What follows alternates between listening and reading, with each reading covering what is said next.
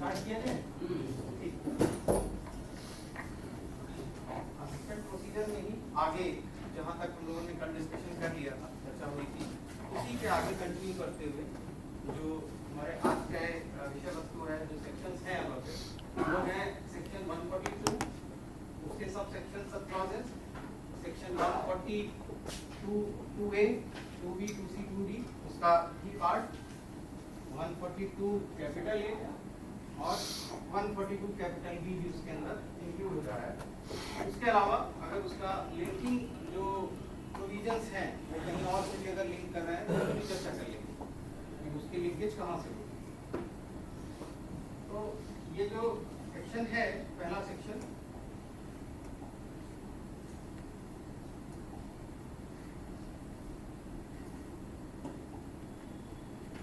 142, अगर हम ब्रॉडली बात करें तो आज मेन डिस्कशन का जो विषय है वो है सेक्शन 142। इसकी अगर हम हेडिंग देखें पूरे एक्ट में तो उसका नाम है इंक्वायरी बिफोर असेसमेंट।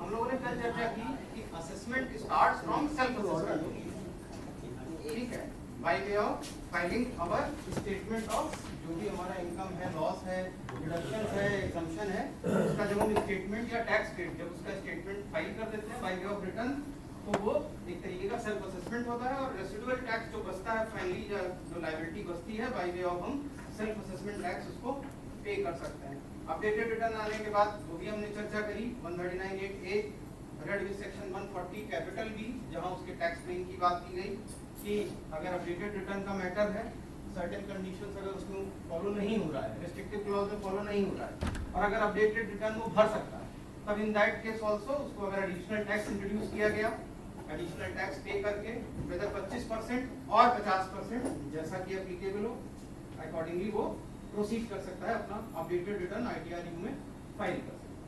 ये तो पार्ट हो गया हमारा सेल्फ असेसमेंट। अब जब मैटर आता है असेसमेंट के लिए, यानी अब सेल्फ एसएससी के पार्ट से मैटर हटके आया असेसिंग ऑफिसर के पार्ट पे। तो असेसिंग ऑफिसर के पार्ट पे असेसमेंट करने से ठीक पहले क्या उसके स्टेप्स हैं एंड ड्यूरिंग क्या स्टेप्स हैं।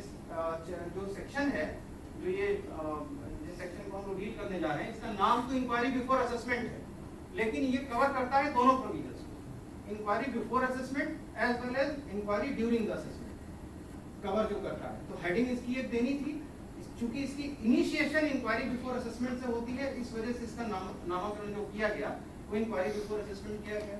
अगर इसका हम वी कैन से बाइफरकेशन देखें एक्ट में कि कितने पार्ट में इस पर्टिकुलर सेक्शन को बांटा गया है, बेसिकली एक नोटिस है, ये जो प्रोसेस है ये बेसिकली नोटिस है। इसका जो फर्दर बाइफरकेशन है वैसे इसका 142 का सबसेक्शन 1 और जो दूसरा है वो है 142 का सबसेक्शन 2, और इसके सब्सिडरी कुछ और हैं, वो अलग से उसको चर्चा करेंगे। 142 2A 2B 2C and 2D। अगर इसका हम पूरा डाइसेक्शन करें इस पूरे सेक्शन का, तो वो डाइसेक्शन इस फॉर्म में आएगा। 142 देन उसका first part 142 subsection 1, 142 subsection 2, 142 2A 2B 2C and 2D। ठीक, इस सेक्शन को अगर देखें, इसका पहले हम एक रेंज एंड एक्सपेंशन डिसाइड कर लेते हैं, फिर डिस्कशन स्टार्ट करते हैं। तो अगर इसका फर्दर डाइसेक्शन करें इस पर्टिकुलर सबसेक्शन का, तो वो आ जाएगा 142(1) clause 1, clause 2, clause 3, proviso 1 and proviso 2।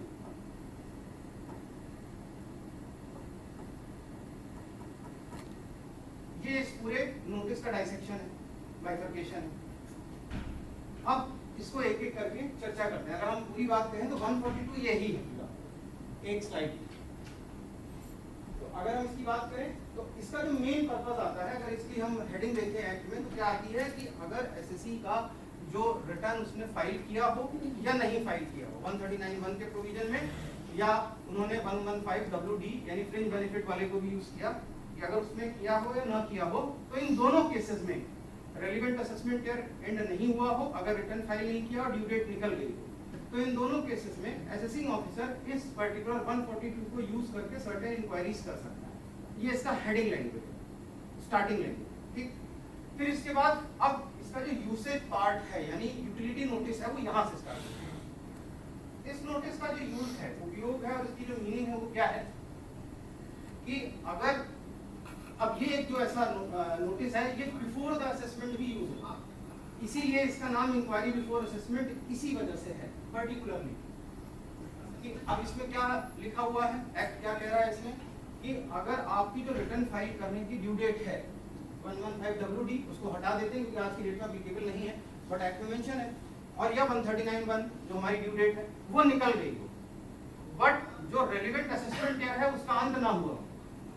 इन दोनों केसेस में असेसिंग ऑफिसर ये नोटिस इशू कर सकता है आस्किंग द एसएससी कि whether you have filed the return और नॉट।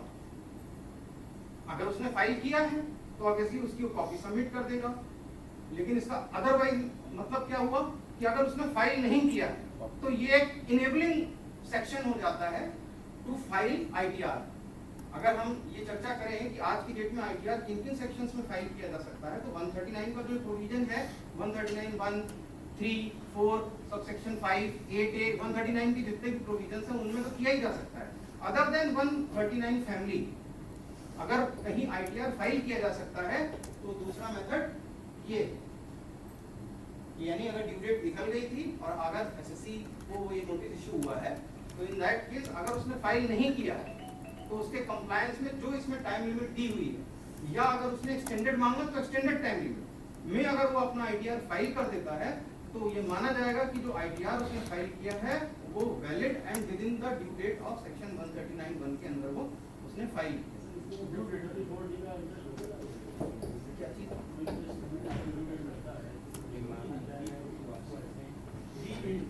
वो हाँ नहीं लगेगा, हाँ हो सकता है। सर ये पूछ रहा हूँ कि सर ये जो चीज़ 142 जो पढ़ाया जा रहा है जी, जैसा मुझे याद है कि पहले आज से 10-12 साल में जो अप्लाई जैसे पहले जो अभी उसको हम फेसलेस से लिंक करेंगे। जी जी वही मतलब पहले तो मैंने अपने उसमें ओपन डिस्कशन में कहा कि ये जो सब्सटेंटिव पोजीशन है इसके लॉ की जो बिफोर फेसलेस रिजीम थी, यही आप शायद कहना चाह रहे हैं ना। हम ये कहा तक पहले ब्लू बुक होता था क्या होता था, हम लोग देखे कि भाई एसएससी ने रिटर्न जमा नहीं किया तो हम नोटिस दे देते हैं। जी जी और नोटिस देते हैं।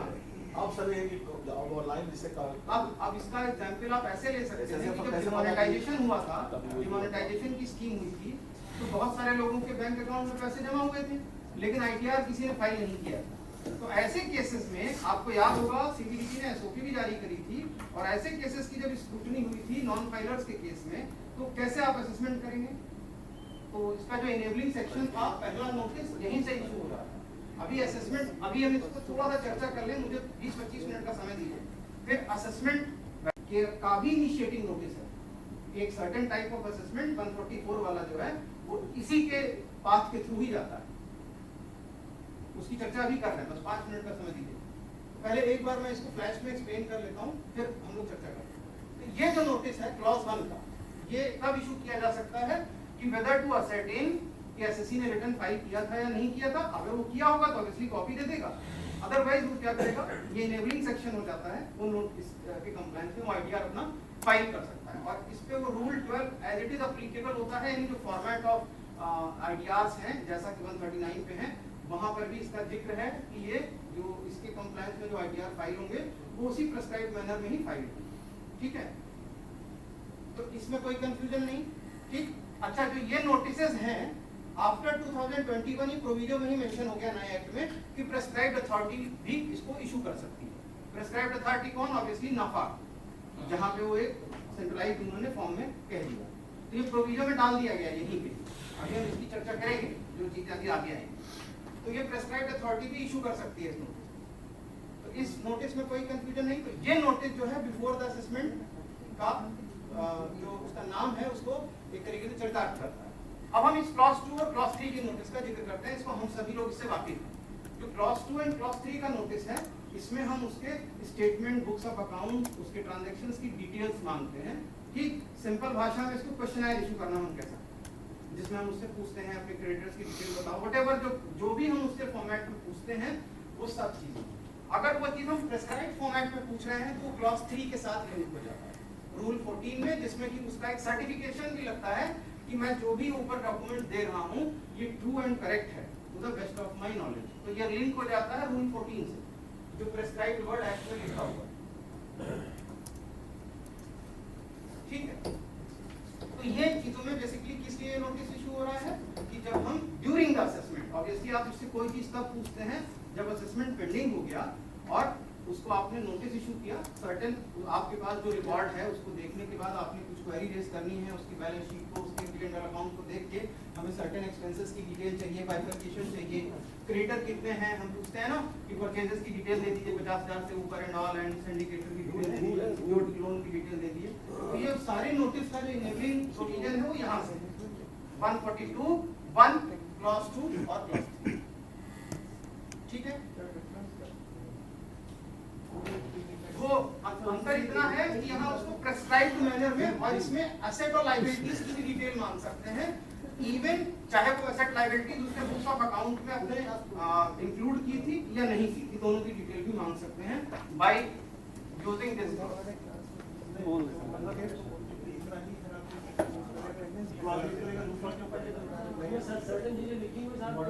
जैसे मान लीजिए अगर उससे आपको सिर्फ डिटेल के फॉर्म में चाहिए उसका डॉक्यूमेंट, जैसे प्रेस्क्राइब्ड फॉर्म में नहीं चाहिए। प्रेस्क्राइब्ड का मतलब रूल वाली उसमें सर लिखा होता है नहीं वाला वो काटना होता है शायद। नहीं, ये नहीं, उसमें तो आपको जैसे 142(1) में 1, 2, 3 तीनों क्लॉज लिखे होते हैं। आप अगर 1 क्लॉज नहीं यूज कर रहे हैं तो स्ट्राइक ऑफ कर देते हैं क्योंकि आप रिटर्न तो मांग नहीं रहे हैं उसका, तो 2 और 3 को यूज कर लिया जाता है।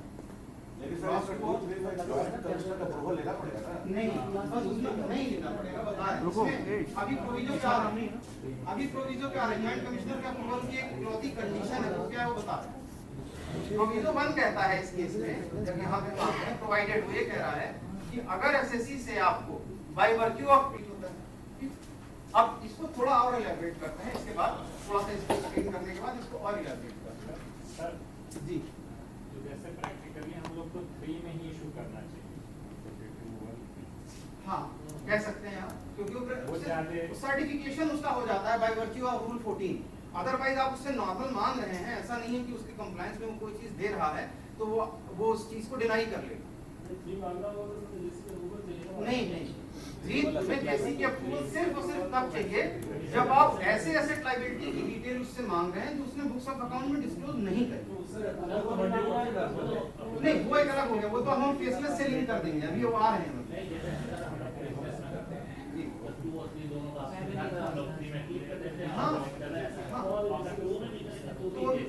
वो तो इसलिए जा रहा है कि by virtue of section 144 capital B आज की डेट में कोई भी कम्युनिकेशन आपका विदाउट ग्रीन हेड के अप्रूवल से नहीं जाएगा, वो सुपरसीड करेगा। अटेंडेंस मिल गई? नहीं, वो प्रेस्क्राइब्ड फॉर्मेट में देगा, अंडरटेकिंग देगा, that is the prescribed format. Rule 14 में यही लिखा हुआ है कि मैं अंडरटेकिंग देता हूँ कि जो मैं डॉक्यूमेंट है जो डिटेल दे रहा हूँ वो एकदम ट्रू एंड करेक्ट है। नहीं, तो यही अगर 3 में आप कहेंगे तो रूल 14 एप्लीकेबल हो जाएगा, अदरवाइज तो नॉर्मल अगर दे रहा है तो आप उसको ये कह सकते हैं कि इसका सर्टिफिकेशन कर दें। This is the difference only. और दूसरा, आप क्लॉज 2 में उसकी एसेट लायबिलिटीज की डिटेल नहीं मांग सकते, क्लॉज 3 इनेबल करके आप उसकी एसेट लायबिलिटीज की डिटेल मांग सकते हैं। उन एसेट लायबिलिटीज की डिटेल इवन दो चाहे उसने बुक्स ऑफ अकाउंट में इंक्लूड की मतलब डिस्क्लोज की हो चाहे ना डिस्क्लोज की हो। फेसलेस रिजीम में चूंकि आपका वो नोटिस आज की डेट में विद द अप्रूवल ऑफ जेसीआईटी जा रहा है तो प्रोविजो की भी जो एप्लीकेबिलिटी है वो बाय डिफॉल्ट पूरी हो जाती है कि जेसी की परमिशन लग गई है। तो अगर हम क्लॉज 3 में किसी भी तरह की एसेट लायबिलिटी आज की डेट में माने फेसलेस रिजीम में तो क्लॉज 3 बाय डिफॉल्ट एप्लीकेबल हो जाता है। जैसे हम लोगों को भी नहीं पता कि सिचुएशन दे रहे हैं, एसएससी को भी नहीं जानकारी होगी, नहीं पता है तो उसको कोई टेक्निकल प्रॉब्लम नहीं है। अगर हमें चाहिए कि हम उसके अगेंस्ट उसको सॉलिड यूज करने जा रहे हैं और हमें चाहिए कि हमें पर्पस सिर्फ इतना है, अगर ऑनलाइन सबमिशन कर रहा है तो मानना तो पड़ेगा, ऑफलाइन भी करेगा, अगर साइंस कर रहा है तो मानना। देखिए हमारे यहाँ देखिए एक छोटी सी बात आपको इसमें और कहना चाहेंगे कि हमारे यहाँ जो स्टेटमेंट रिकॉर्ड कराए जाते हैं, ठीक, हम कहते हैं कि हमारा जो स्टेटमेंट है वो इन 2 सेक्शंस का बहुत ही ज्यादा पावरफुल है, कहते हैं ना, क्यों? क्योंकि ऑन ओथ कराया जाता है और जो ये स्टेटमेंट है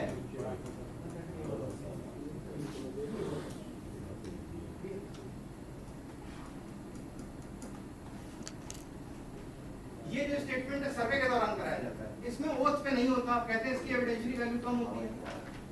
क्या इसमें बात कही गई बात को आप कॉरोबोरेटिव एविडेंस इसको सपोर्ट में अगर लगाएंगे डॉक्यूमेंट तो क्या प्रूव नहीं कर पाएंगे? और क्या ये जो स्टेटमेंट है सिर्फ और सिर्फ स्टेटमेंट के आधार पर आप केस को पूरा सर्टिफाई कर लेंगे? नहीं कर पाएंगे। कॉरोबोरेटिव एविडेंस तो आपको इन एनी केस चाहिए होता है। इसकी एविडेंशियरी वैल्यू ज्यादा होती है क्योंकि वो शपथ पे बयान दे देता है कि हाँ कंपैरेटिवली कोर्ट ऑफ लॉ में कि मैं शपथ पे पूरे होशो-हवास में कह रहा हूं। तो अगर हम दोनों की वेटेज की बात करें क्लॉज 2 और क्लॉज 3 के सबमिशन की, तो कंपैरेटिवली थोड़ा सा वेटेज इसमें ज्यादा हो जाएगा क्योंकि वो प्रेस्क्राइब्ड फॉर्म में bye the virtue of rule 14 को सर्टिफाई करके दे रहा है। वैसे क्या ये माना जाएगा डीमिंग की अगर वो नहीं भी लिख के दे रहा हो 3 में नोटिस गया है उसका कोई भी सबमिशन है तो अंडरटेकिंग मतलब वो एक तरीके से मानी जाएगी मानी जाएगी इन जनरल केस क्योंकि इस केस में सस्टेन करेगा। अगर वो खुद चैलेंज नहीं करने जा रहा है कि मैंने इसको सर्टिफाई नहीं किया था, फलाना नहीं किया था, नहीं कर सकता। वैसे ऑफलाइन में भी नहीं कर सकता। अगर उसने आप हम लोग जब सबमिशन ऑफलाइन भी लेते थे तो उसमें सिग्नेचर करा के ही तो लेते थे। हाँ कह सकते हैं। पर्पस ऑफ दिस सेक्शन जो है वो ये है, ये अगर हम इसकी बात करें थोड़ा सा इस पे चर्चा करते हैं और फिर इसके बाद इसका एक्चुअल यूसेज क्या है। ये तो during the end before the assessment use कर ही रहे हैं। हम 3 सिलेक्ट करते हैं या तो फॉर्मेट में ऑटोमेटिकली ये डिक्लेरेशन आए कि एसएससी जब दे तो ये डिक्लेरेशन साथ में दे। हाँ, नीचे आ जाए टर्म्स एंड कंडीशन तो ठीक है। हाँ। अदरवाइज तो आप थोड़ी बाइट कर सकते हैं, नहीं करेगा तो नहीं बात सही है। ये सजेशन हम लोग दे सकते हैं, अपवर्ड सजेशन कि आईटीबीए में जैसे हम लोग का बाकी फॉर्मेट प्री लोडेड रहता है, हेडर फुटर उसका प्री लोडेड रहता है, फुटर के फॉर्म में वो चीज प्री लोडेड है, that is much better idea. बुराई नहीं है। आप जब जवाब दे तो आपको हाँ अगर आप क्लॉज 3 में जैसे ही अदरवाइज करेंगे विल बी डीम्ड कि आपने किया है। हाँ हाँ बिल्कुल ठीक, ये भी कर सकते हैं। यही होना चाहिए। यही होना चाहिए। उससे क्या होगा, ऑलरेडी आज की डेट में हम कोई भी नोटिस इशू करते हैं तो हमें सिर्फ टेक्स्ट पार्ट डालना पड़ता है, बाकी तो हेडर फुटर और उसका जो बाकी प्रोविजंस है वो सब अपने सर आप वो ही जो लेता है। पहले पेज पे फॉर्मेट होता है उसमें नहीं वो अलग पार्ट है, टेक्स्ट पार्ट। जैसे जैसे आपने सेलेक्ट किया उसमें हम ये नहीं लिखते हैं ना कि office of the so and so है या कौन है और नोटिस अंडर सेक्शन क्या है, उसमें जो डिक्लेरेशन वो बाय डिफॉल्ट सब वो चीज प्रीलोडेड रहता है, प्री फिल्ड रहता है। तो ये अगर हम कहें तो ये इस 142(1) का ये कंप्लीट बाइफरकेशन है। ठीक, इसका यूसेज क्या हुआ, क्लॉज 1 क्लॉज 2 क्लॉज 3 के फॉर्म में हमने देखा before assessment as well as during the assessment हम इसको यूज कर सकते हैं। फर्दर जो रिप्लाई देता है हमें फर्दर कोई डाउट होता है अगेन हम जो फिर क्वेरी करते हैं by virtue of this notice ही करते हैं, फर्दर उसको 142(1) इशू करते हैं क्लॉज 2 क्लॉज 3 का, अपने साइड से उसकी काउंटर क्वेरी रेज करते हैं तो उससे फर्दर चीजें पूछते हैं। ठीक, ये जो सेक्शन है 142 सब सेक्शन 2 ये one of the most unused section रहा फेसलेस फेस ऑफ रिजीम में, मतलब प्री फेसलेस रिजीम में ये बहुत पावरफुल सेक्शन है एक्ट के अकॉर्डिंग, लेकिन ये यूज बहुत कम हुआ ऐसा ऑल इंडिया लेवल पे। ये क्या कहता है, for the purpose of determination of true and correct picture of the accounts of the SSC या for the purpose of determining its income or loss, assessing officer may conduct inquiry as he deems fit, including physical inquiry also। आज की date में ये use हो रहा है, अच्छे से हो रहा है। पहले के face normal non faceless regime में इस सेक्शन को इन्वोक करके इंक्वायरी बहुत कम की जाती है। ठीक है, अभी इसकी चर्चा हम आपको अभी सेक्शन 142(b) जब एक्सप्लेन करेंगे तो उसके साथ करेंगे। अभी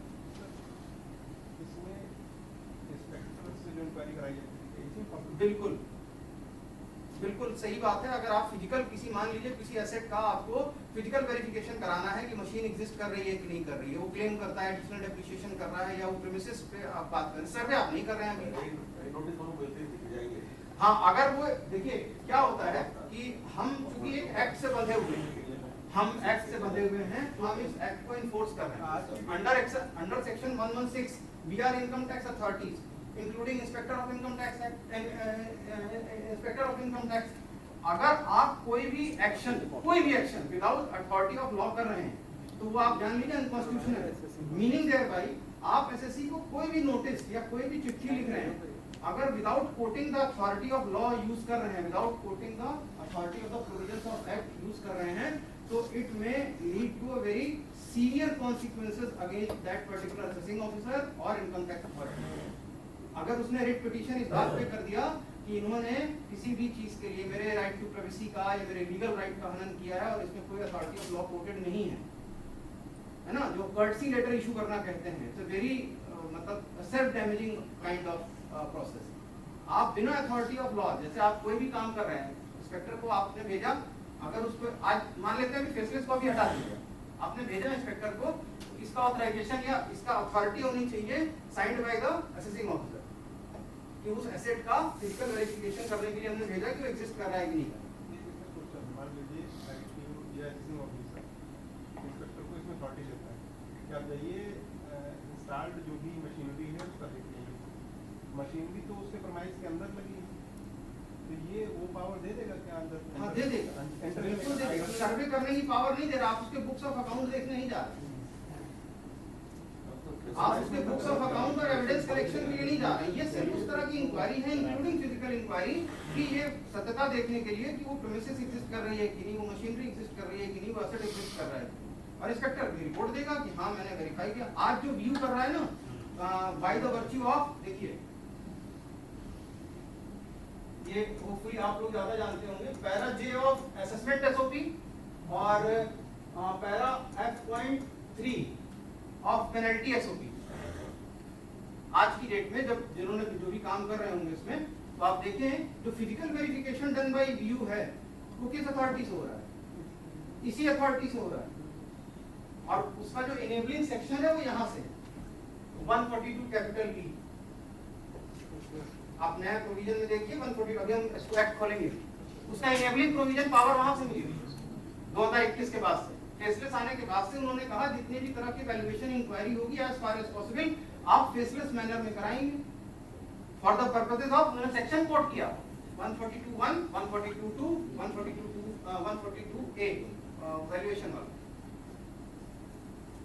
तो फेसलेस रिजीम में मुझे और स्ट्रीमलाइन फॉर्म में दिख रही है कि ये यूजेबल अथॉरिटी हमेशा से रही। आज की डेट में जो व्यू कर रहा है फिजिकल इंक्वायरी के फॉर्म में, वो इसी नोटिस की अथॉरिटी से कर रहा है, इसी सेक्शन की अथॉरिटी से कर रहा है फिजिकल वेरिफिकेशन, खासकर जिसमें हम कहते हैं ना, खासकर पेनल्टी के केस में स्ट्रिंजेंट ज्यादा है। कई बार ये हो सकता है अभी जब टाइम से सेशन खत्म हो जाएगा तो चर्चा करके लेंगे। कई बार ये लोग कहते हैं कि असेसमेंट में फिजिकल इंक्वायरी मैंडेटरी नहीं है, लेकिन पेनल्टी में मैंडेटरी है कि अगर असेसमेंट प्रोसीडिंग्स और पेनल्टी प्रोसीडिंग्स में अगर वो अपीयर नहीं हुआ था या कोऑपरेट उसने नहीं किया था, कंप्लायंस नहीं किया था, तो मैंडेटरी है कि आपको फिजिकल इंक्वायरी व्यू से कंडक्ट करना है, एड्रेस वेरिफिकेशन उसका कराना है फिजिकल फॉर्म में।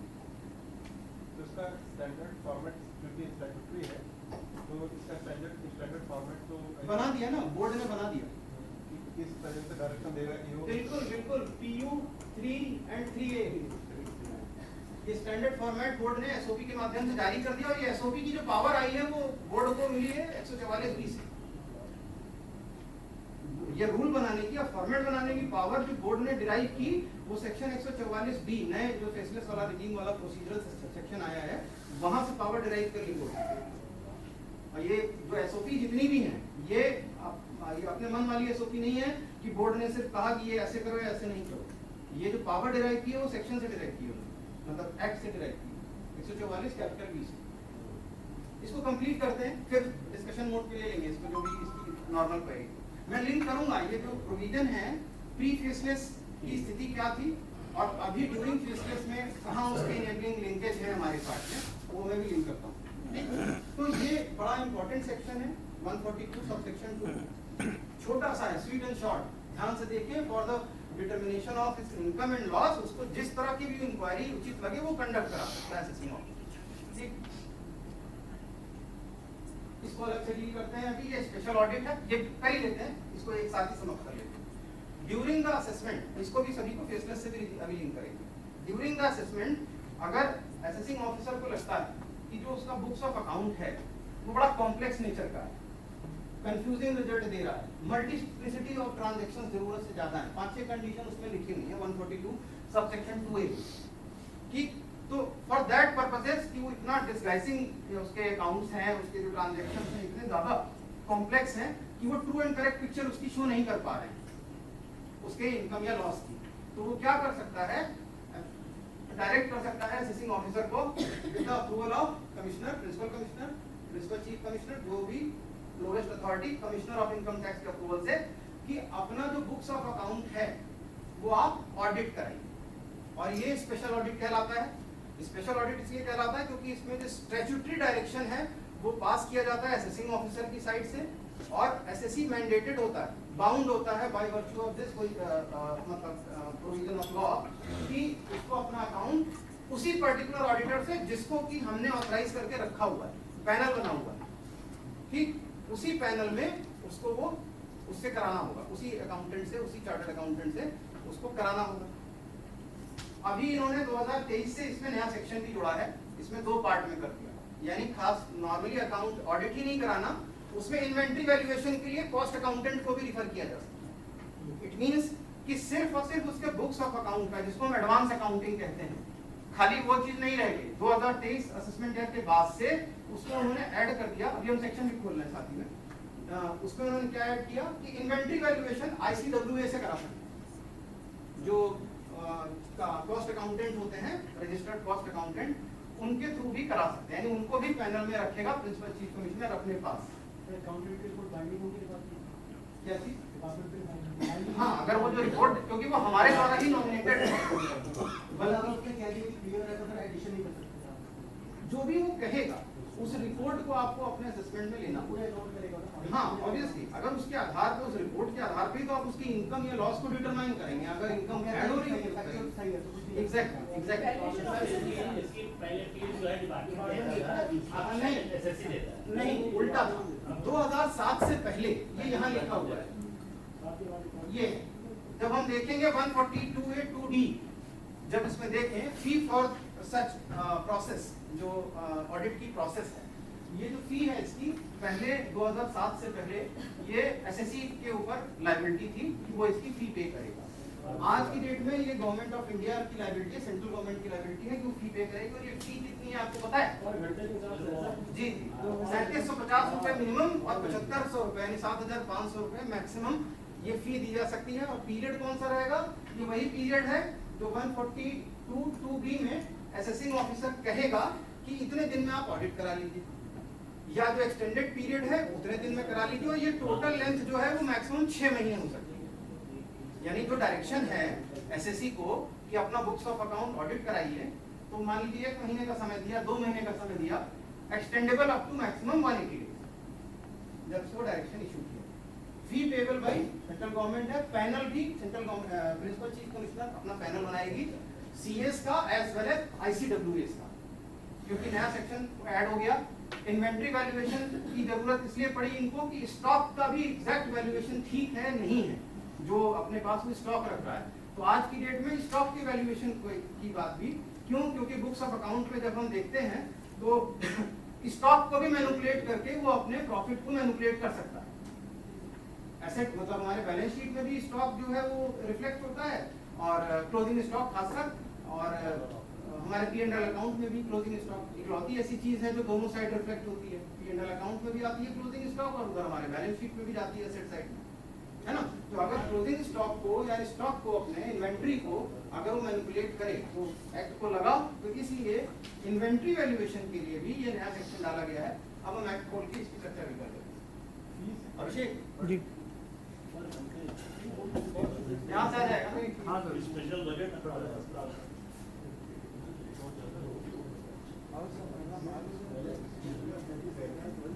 अब इसको ब्लैक एंड व्हाइट सामने देख लेते हैं। देखिए जो हमने चर्चा करी, ये सामने आपके लेटेस्ट पोजीशन ऑफ एक्ट है, क्योंकि हम लोग के पास, आपके पास जैसे 2019 का या 18 का है, तो जो लेटेस्ट पोजीशन ऑफ लॉ है हमारे सामने है। ये देखिए, ये हम 2A का जिक्र कर रहे हैं, 142(2)A का।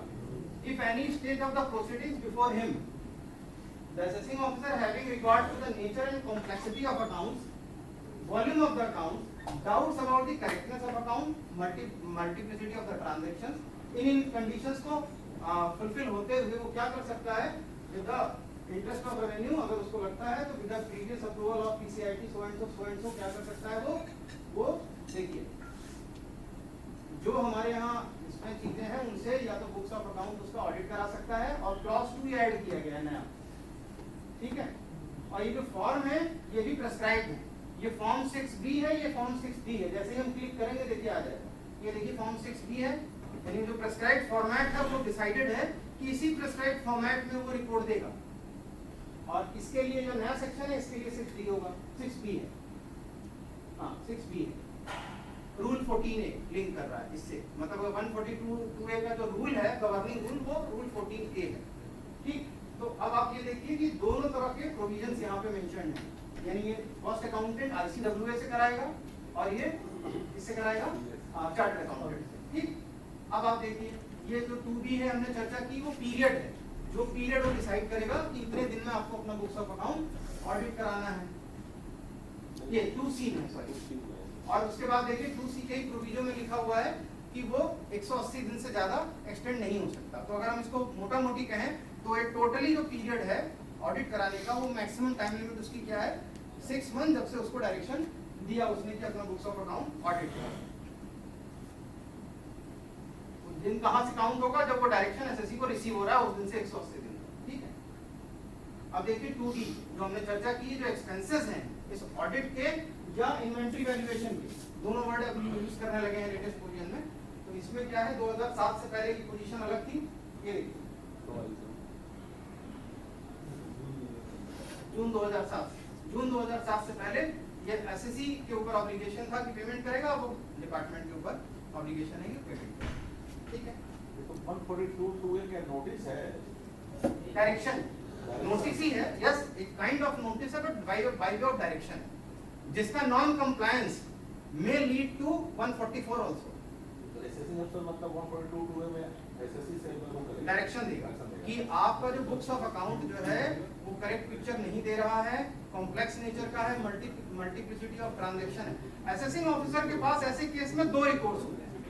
अगर हम असेसमेंट की बात करें तो असेसिंग ऑफिसर जब ऐसा बुक्स ऑफ अकाउंट बड़े जम्बल्ड फॉर्म में हो, बहुत ही कॉम्प्लेक्स नेचर का हो, ट्रू एंड करेक्ट पिक्चर नहीं आ रहा, या तो ये कह सकता है कि 142(2)A में आप ऑडिट कराइए, जो एक डायरेक्शन है, या वो ये भी इन्वोक कर सकता है, जो कि उसकी स्टैट्यूटरी पावर भी है और ड्यूटी भी है। ये ब्रिटिश इंडिया पेट वर्सेस सुप्रीम कोर्ट में कहा भी गया है, सेक्शन 145 सबसेक्शन 3, इसमें बुक्स ऑफ अकाउंट को रिजेक्ट कर सकता है। तो सर टेक्निकल यूनिट वाले ये काम करेंगे नहीं, आपने बुक्स वो करेंगे नहीं, वो जो चैनल है वो टीयू के थ्रू चला गया, दैट्स इट। लेकिन बुक्स ऑफ अकाउंट देखने का काम तो ठीक हो गया। नहीं, टीयू के अपने सर्टेन मैंडेट हैं। सर्टेन मैंडेट क्या है, अगर ट्रांसफर प्राइसिंग ऑफिसर को रिफर करना है कोई मैटर तो वो टीयू के थ्रू जाएगा। ठीक है, वैल्यूएशन को मैटर जाना है, हाँ ये मैटर जब मूवमेंट स्पेशल ऑडिट को जाता है, अगर ये जो 142(2)A का डायरेक्शन हो जाता है तो आज का जो लेटेस्ट पोजीशन, अभी मैं लिंक कर रहा हूँ फेसलेस से, आज की डेट में वो जॉब को ट्रांसफर हो जाएगा। इमिग्रेशन व्यू करेगा, उसके बाद अप्रूवल आप इनिशिएट अदर सीआईडी से। आज की डेट में अप्रूवल जो देगा वो नाफाक जो है कंसर्न प्रिंसिपल सीसी से अप्रूवल लेगा, नाफाक को लगना चाहिए, और जैसे ही अगर अप्रूवल दे दिया कि हाँ अगर ये, मैं अभी आ रहा हूँ उस पर लिंक कर रहा हूँ, मुझे बस ये एक बार बिफोर फेसलेस एक्सप्लेन करिए, मैं सारी चीजों को अभी 144 कैपिटल ई से लिंक कर रहा हूँ, जो हमारा आज का प्रोसीजर है उससे सभी चीजों को लिंक कर दूंगा। 2 ऑप्शन होंगे असेसिंग ऑफिसर के पास, या तो बुक्स ऑफ अकाउंट को रिजेक्ट भी कर सकते हैं। ठीक, तो ये चीज हमने देख ली, 142(2)A भी देख लिया। ठीक, एक बार पहले हम ये भी देख लिया, ये जो सेक्शन है हमारा 142(2)A में कोई डाउट है अभी? फेसलेस मैनर में कैसे जाएगा वो अभी चर्चा करने जा रहे हैं, लेकिन वैसे स्टैट्यूटरी जो प्रोविजन है उसका, उसमें किसी तरह का कोई डाउट? इसको देखिए,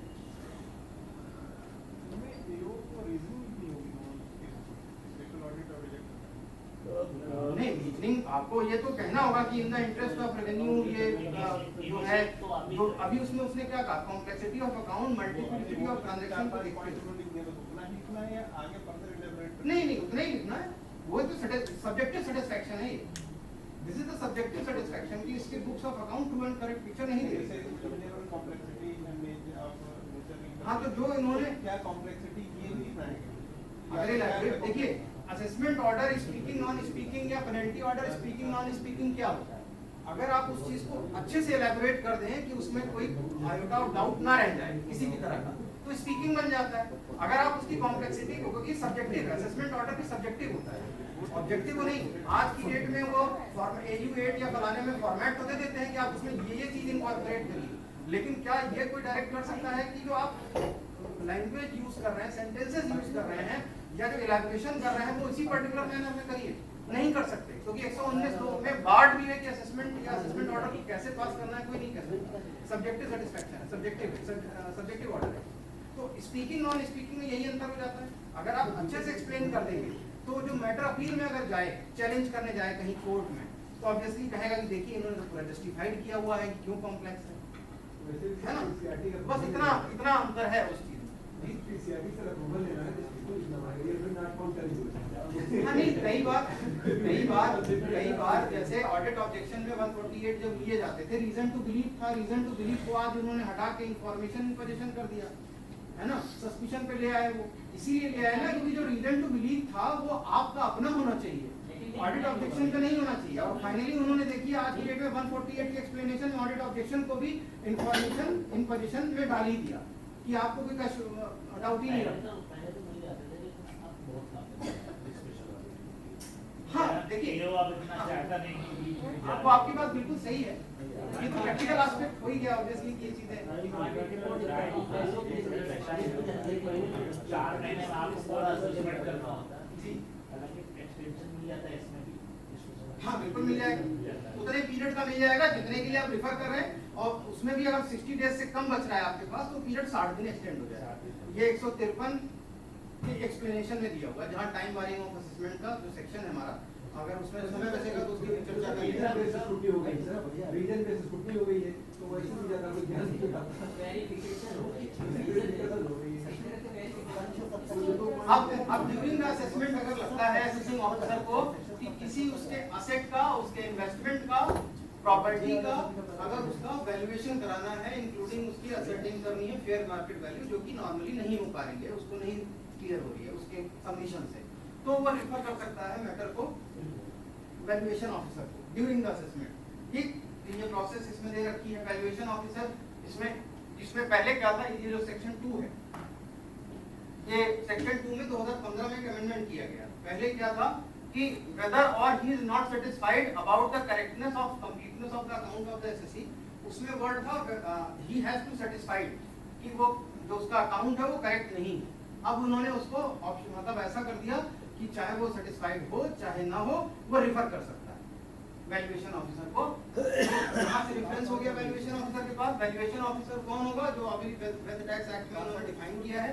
फिर valuation officer after giving opportunity to assessee उसको हियरिंग करेगा, उसको चीजें पूछेगा, तो अगर वो सबमिशन दे रहा है तो ऑब्वियसली नॉर्मल वैल्यूएशन करेगा, और अगर नहीं दे रहा है तो एक्सपर्टी वैल्यूएशन करेगा। दोनों केसेस की वैल्यूएशन की पावर है। का मतलब क्या होता है जी, वैल्यूएशन ऑफिसर कौन होता है? डिपार्टमेंटल वैल्यूएशन ऑफिसर डीवीओ होता है, सिविल इंजीनियर काइंड ऑफ होता है। हाँ,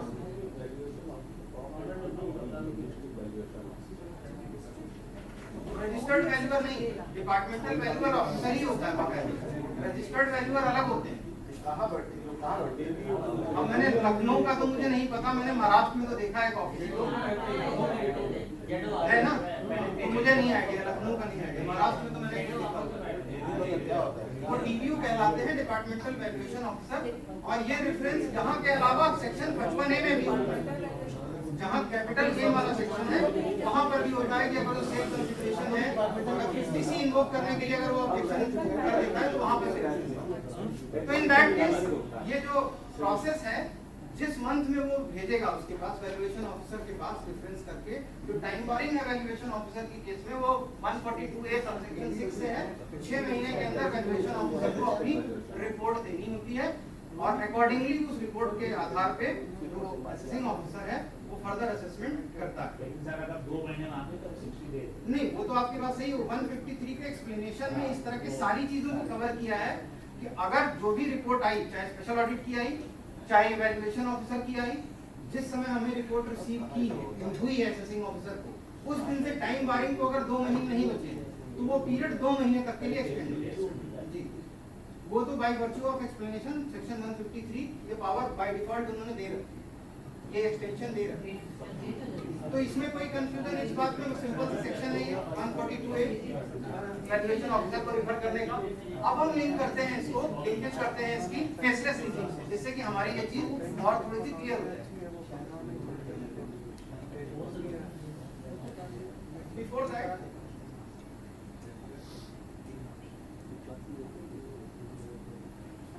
इस नोटिस के बारे में एक चीज और जिक्र करना चाहेंगे। ये जो सेक्शन 142(1) है, नॉर्मल उससे रिटर्न मांगना या उससे जो उसके बुक्स ऑफ अकाउंट या ट्रांजैक्शंस की डिटेल मांगना, उसके एसेट लायबिलिटीज की डिटेल मांगना, इसके अलावा भी ये एक पावरफुल और एक इनेबलिंग सेक्शन है। ये एक one of the process of assessment, हमारे यहाँ असेसमेंट की सिर्फ दो ही प्रोसेस, दो ही मेथड हैं, दो ही सब्सटैंटिव पोजीशन जो है लॉ में, वो सिर्फ दो ही मेथड है, या मेथड ऑफ असेसमेंट आप कह लीजिए, वो दो ही तरीके से दिया है। मेथड कौन से हैं वो? एक है 143(3) और दूसरा है 144। Other than that, there is no other method of assessment in the income tax act. ठीक, तो उसमें जो एक मेथड ऑफ असेसमेंट है, उसका जो पाथ है, उसका जो रूट है, वो इस नोटिस के थ्रू ही होके जाता है। आप 143(3) कब कर सकते हैं? जब आपके पास एसएससी का रिटर्न अवेलेबल हो। अदरवाइज नहीं अगर अवेलेबल है तो आप उसका असेसमेंट 143(3) में तो कतई नहीं कर सकते। क्यों? क्योंकि द मोमेंट रिटर्न उसका अवेलेबल होगा, हमें 143(2) का नोटिस इशू करना होता है, और जैसे ही 143(2) इन्वोक करते हैं, उसकी लिंकेज आ जाती है 143(3). बट अगर उसका रिटर्न अवेलेबल नहीं है, तो this is one of the condition mentioned in section 144 best judgement assessment, कि जो उसकी 3 कंडीशंस उसमें डिफाइंड हैं कि बेस्ट जजमेंट असेसमेंट किन किन कंडीशंस में किया जा सकता है। तो one of those condition is कि the return of SSC has not been filed. ठीक है, अवेलेबल नहीं है, फाइल नहीं है, तो आप उसका अगर असेसमेंट करना चाहते हैं तो कैसे इन्वोक करेंगे? ये डिमोनेटाइजेशन केसेस में अगर आप असेसमेंट ऑर्डर उठा के देख लीजिए, या हो सकता हो कभी पोस्टिंग आपकी रही हो, तो क्लासिक एग्जांपल है रिसेंट पास्ट में, उसको समझने के लिए। रिटर्न अवेलेबल नहीं थे, सारे असेसमेंट यहीं से इनिशिएट हुए, 142(1) का नोटिस इशू करके हुआ। बट अगर 142(1) का 1 का नोटिस इशू किया और उसने रिटर्न भर दिया, तब वो पाथ फिर से मेथड चेंज हो जाएगा। ये जो इनेबलिंग सेक्शन यहाँ से हट के यहाँ चला जाएगा, आपको 143(2) इशू करना पड़ेगा, और वो प्रोसेस 143(3) की तरफ डाइवर्ट हो जाएगी। This is the way. तो इसका मतलब ये हुआ कि this is one of the most important notice, कि इससे एक असेसमेंट का जो रास्ता या चैनल या बात है, वो भी इसी से होकर जा रहा है। एक चीज और, इसकी स्टैट्यूटरी जो टाइम लिमिट है वो कोई नहीं। This is one of its time notice कि 142 की जो स्टैट्यूटरी टाइम लिमिट है वो नहीं है। ठीक, एक तो ये बात हो गई, ड्यूरिंग द बिफोर द आप कर सकते हैं। दूसरा, अगर आप इसके बारे में एक सेकंड का ओवरव्यू में और दे रहा हूँ, फिर फेसलेस में आते हैं। 144 कितने तरीकों से किया जा सकता है? On what instances 144 can be invoked? एक तो हो गया जो हमने चर्चा की, रिटर्न फाइल नहीं हुआ, ठीक है, यानी 142(1) की जो नॉर्मल क्लॉज 2 या क्लॉज 3 का भी वो रिप्लाई देना बंद कर दे, तो भी वो चीज हो सकती है। आप देखेंगे 143(2) का भी वो नॉन कंप्लायंस कर रहा हो, और 142(2) का भी नॉन कंप्लायंस अगर कर रहा हो, तो भी आप उसको 144 में ले सकते हैं। रिटर्न फाइल कर दे, स्टॉप कर दे, रिटर्न फाइल कर दे, लेकिन फिर भी हाँ बिल्कुल, तो 142(1) क्लॉज 2 क्लॉज 3 के नॉन कंप्लायंसेस हो जाएंगे उस केस में। उस केस में भी फिर से बात, उसका जो मेथड है डाइवर्ट हो जाएगा 144। एक मेथड और है जो कि 144 में खुद नहीं दे रखा है, वो मेथड है 145(3), जिसका मैंने जिक्र किया था अभी। अगर बुक्स ऑफ अकाउंट रिजेक्ट कर दिया आपने ये सेक्शन इन्वोक करके, तो ये चौथा मेथड है जो कि 144 में खुद नहीं दे रखा है, ये अलग से दे रखा है 145(3) में।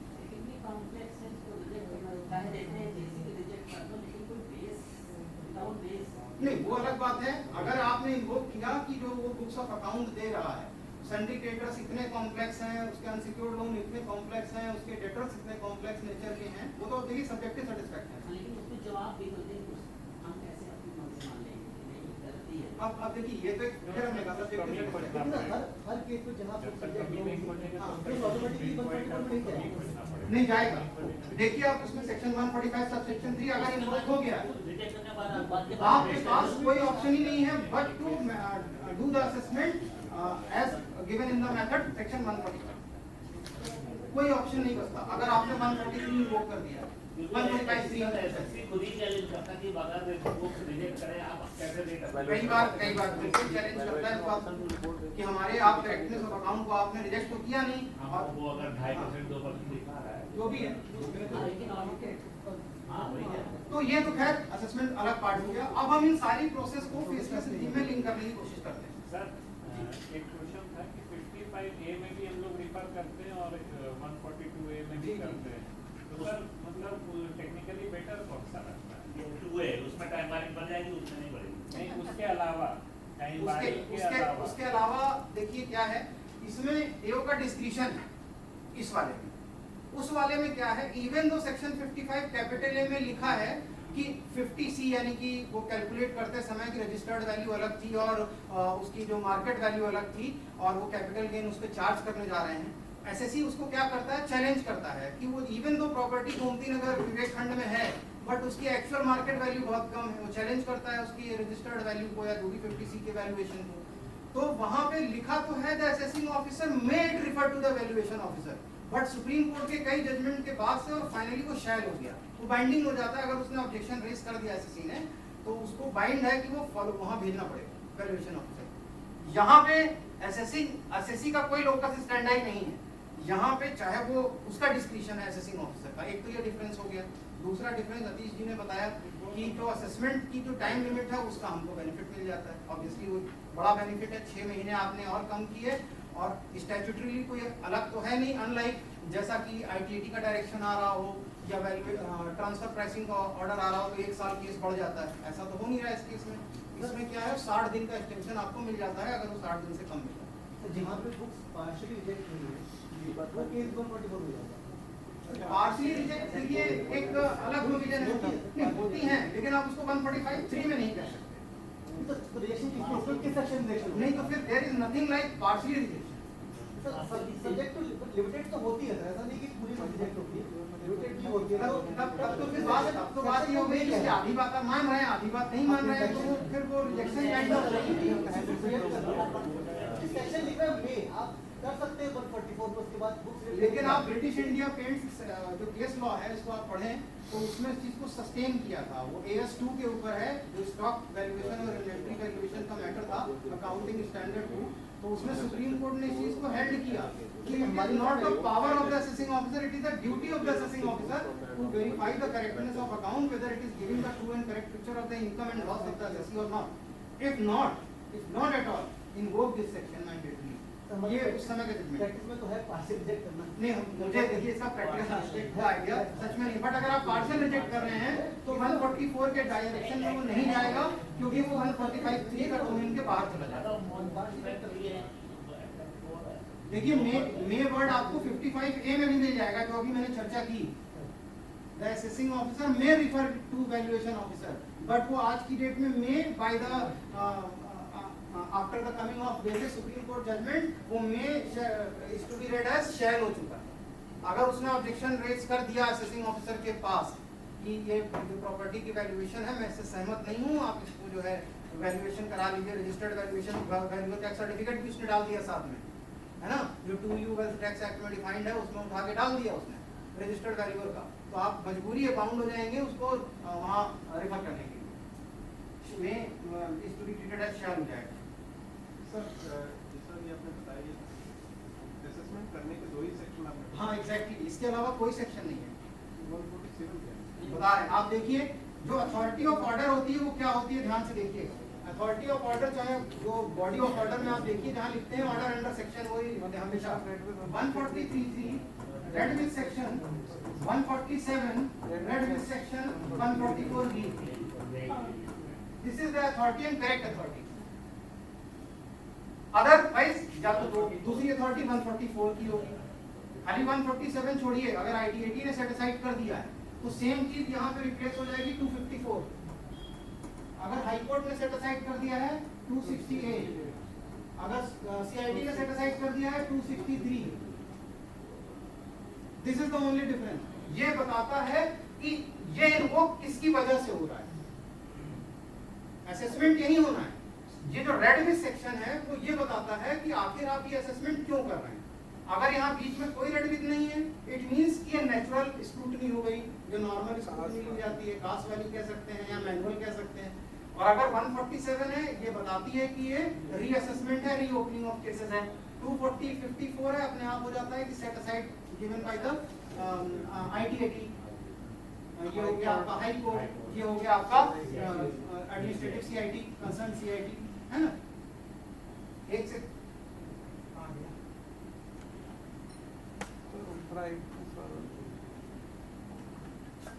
क्या चीज हो गई? काला ला चक्का है बीच में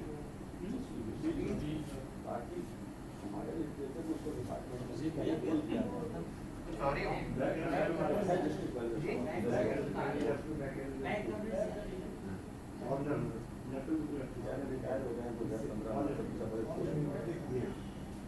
हाँ नाम लेते हैं। ये अथॉरिटीज है बेसिकली, है ना। यहाँ 262 लिख जाएगा अगर तो सुप्रीम कोर्ट से हो जाएगा। वो बात अलग है कि आज तक कोई सुप्रीम कोर्ट से बाय वे ऑफ 262 कोई ऑर्डर पास नहीं हुआ। सुप्रीम कोर्ट में ज्यादातर ऑर्डर कहाँ से पास होते हैं? बाय वे ऑफ आर्टिकल 136 पास होते हैं, क्योंकि आज तक कोई ऐसा केस IT डिपार्टमेंट में हमने तो नहीं देखा, हो सकता हो आपकी कोई याददाश्त में हो या पुरानी किसी में हो, कि जहाँ 261 इन्वोक किया गया हो, यानी appeal to supreme court by the virtue of section 261 नहीं हुई है, क्योंकि हाई कोर्ट सर्टिफाई कभी करता ही नहीं है कि this is fit case for supreme court. Certify करना होता है हाई कोर्ट को। तो bye way of special leave petition constitutional provision से हम जाते हैं आर्टिकल 136 जहाँ 90 दिन की समय सीमा दी रहती है, और वहां से हम SLP को जाते हैं, और SLP के थ्रू वो चीज फिर जब ऑर्डर आता है तो यहाँ पे ये जरूर हो सकता है 262 भी हो सकता है, और रेड विथ आर्टिकल 136 यूज हो सकता है अगर सुप्रीम कोर्ट ने सेट असाइड किया है for the fresh assessment to the back to the file of AO। तब अगर AO करेगा तो इस अथॉरिटी से करेगा। तो मेरा कहने का मतलब सिर्फ इतना है कि हमारे पूरे एक्ट में जो you can say substantive provision of law है, method of for the purpose of method of assessment, वो ये दो ही है। बाकी उसके इनेबलिंग कह लीजिए या प्रोसीजरल पार्ट है कि वो किस बात से होकर आ रहा है वो ये बताते हैं, ठीक। और आज की डेट में तो मैंडेटरी है red with section 144 capital B लिखना, क्योंकि हम फेसलेस मैनर में कर रहे हैं। दैट इज व्हाई ये बताता है 144 कैपिटल B हम फेसलेस में कर रहे हैं।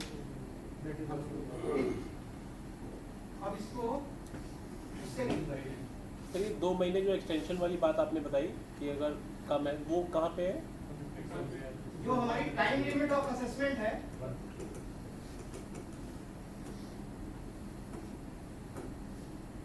सेक्शन 153, इसका section 1, 1A, 2, 3, 3A, 4, 5, 6, 7 and explanation 5A भी आज की डेट।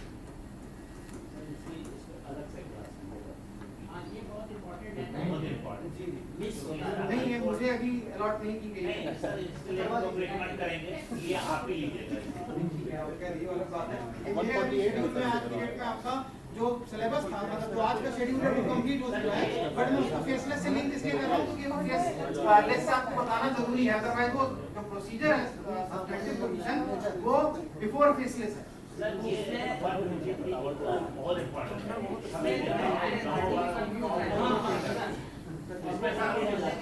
इसमें जो हाई कोर्ट का वो ऑर्डर आ जाता है, उसकी लिमिटेशन बहुत लेके 153 नहीं, उसमें प्रॉब्लम जानते कहाँ आती है? अगर सेट असाइड का डायरेक्शन है तो प्रॉब्लम नहीं है, जब वो स्पेसिफिक डायरेक्शन गिविंग इफेक्ट वाला मैटर आता है प्रॉब्लम वहाँ फंसती है।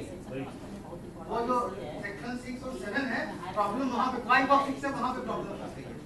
और जनरली कहाँ पे होता है, जैसे होता है सर, आप किसी ने भी कोई भी हाई कोर्ट चला गया, आप वाच कर रहे हैं कि इसकी जानकारी का देख दी है बराबर, अब आप नेट से देख रहे हैं तभी भी उसका ऑर्डर आता है। नहीं, उसके केस में तो उन्होंने ये कहा है कि अगर इंजंक्शन ऑफ कोर्ट है तो जब भी वो ऑर्डर आ रहा है और कम आपको असेसमेंट में बन रहा है, वो स्टैंडर्ड में 60 दिन वाला बेनिफिट वहाँ पे देते हैं।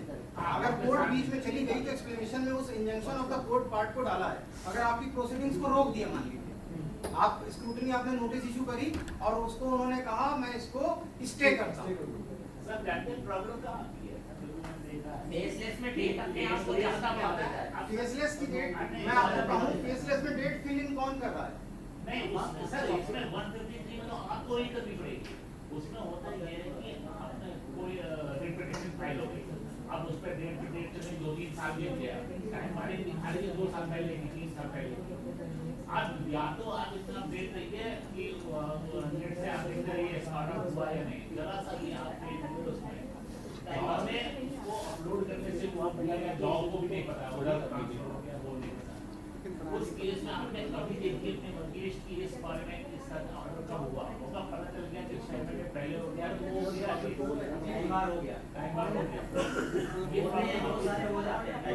और उसमें जो लिमिटेशन आपको 156 में हाँ हाँ बिल्कुल बिल्कुल वहाँ से है कि वहाँ जहाँ स्पेसिफिक डायरेक्शन है वहाँ उस अगर रिकम्प्यूटेशन रीअसेसमेंट करना है तो जिस मंथ रिसीव हो रहा है उससे 12 महीने का समय आपको दे रहे हैं। इफेक्ट कर लेते हैं 1 मिनट दें तो इसके बाद फिर ऐसा तो नहीं